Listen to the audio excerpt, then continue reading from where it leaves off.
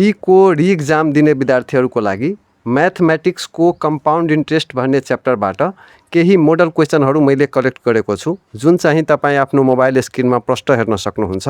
यसबाट म question number 7 चाहिँ सोल्भ गर्न गइरहेको छु, जसमा हामीलाई प्रिन्सिपल, रेट, एमाउन्ट चाहिँ दिएको छ र हामीलाई टाइम चाहिँ पत्ता लगाउन भनिरहेको छ। भनेपछि वार्षिक चक्रीय ब्याज दर अनुसार टाइम कति हुन्छ भनेर पत्ता लगाउन भनेको छ। So let's solve the question. अब जस्तो कि यहाँ तपाईँ हेर्न सक्नुहुन्छ, क्वेसन नम्बर 7 को सोलुसन दिएर सबभन्दा पहिला हामीले यहाँ गिभेन हामीलाई दिएको के छ त्यो हामीलाई लेखिहालौँ। हामीलाई दिएको रहेछ यहाँ P इक्वल टु 40,000,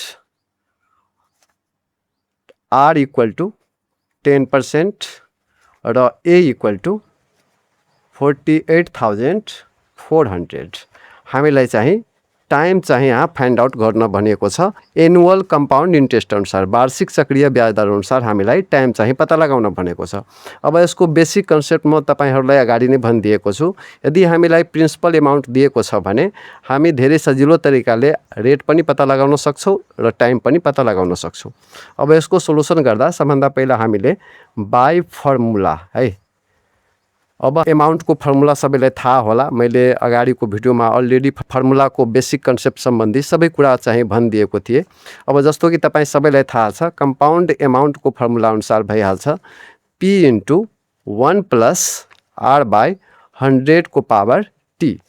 अब हामीले गर्ने के हो, जुन जुन भ्यालु यसमा हामीलाई दिएको छ त्यो चाहिँ यसमा भ्यालु पुट गर्ने हो। त्यसपछि हामीले आफै चाहिँ टाइम निकाल्न सक्छौं। जस्तो कि हामीलाई कम्पाउन्ड एमाउन्ट दिएको छ, कति छ 48,400 भनेपछि यहाँ हामी लेख्न सक्छौं 48,400 इक्वल टु P पनि दिएको छ 40,000 दिएको छ र त्यसपछि हामीलाई 1 प्लस रेट दिएको छ 10% भनेपछि 10/100 को पावर T चाहिँ यसरी हामी लेख्न सक्छौं।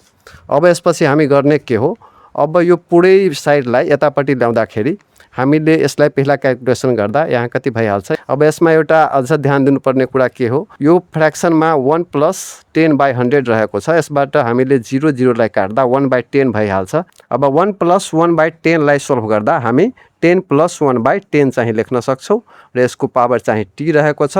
अब यो मल्टिप्लाई को फर्ममा रहेकोले यतापट्टि आउँदा यो डिभाइड को फर्ममा भइहाल्छ। भनेपछि हामीले 48,400 बाई हामी 40,000 चाहिँ लेख्न सक्छौं।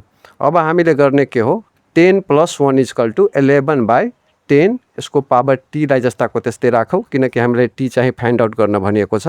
अब हामीले यसलाई क्याल्कुलेटर प्रयोग नगरेर पनि सोल्भ गर्न सक्छौं। हामी हेरौँ, यो 2 0 ले 2 0 कट्न गयो।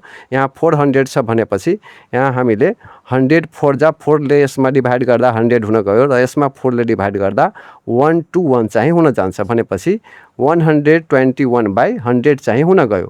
अब यहाँ हामी के हेर्न सक्छौं, हामीले बेसलाई सेम गर्दाखेरि हामीले यहाँ के लेख्न सक्छौं 11/10 को पावर T र हामीले यहाँ 11 लाई स्क्वायर गर्दा 121 र 10 लाई स्क्वायर गर्दा 100 भइहाल्छ।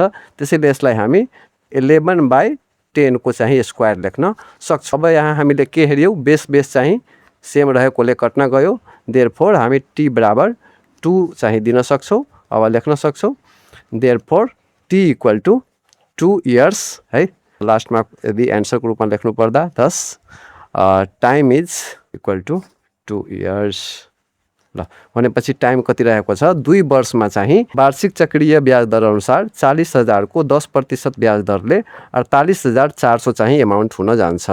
ल हस्, आशा छ तपाई सबैजना यो क्वेशन राम्ररी बुझ्नु भएको होला र यदि तपाई कम्पाउन्ड इन्ट्रेस्ट सम्बन्धी सबै बेसिक कन्सेप्ट बुझिहाल्नु भएको छ भने तपाईको मोबाइल स्क्रिनमा दिएको जुन 10 वटा मोडल क्वेशनहरू छ त्यो सबै मोडल क्वेशनहरू सोल्भ गर्नु होला। र यदि कुनै क्वेशनमा डिफिकल्ट आयो भने तपाई चाहिँ कमेन्ट गर्न सक्नुहुन्छ या त DM गर्न सक्नुहुन्छ। म त्यो क्वेशनलाई पनि तपाईको लागि सोल्भ गरिदिनेछु। Thanks for watching.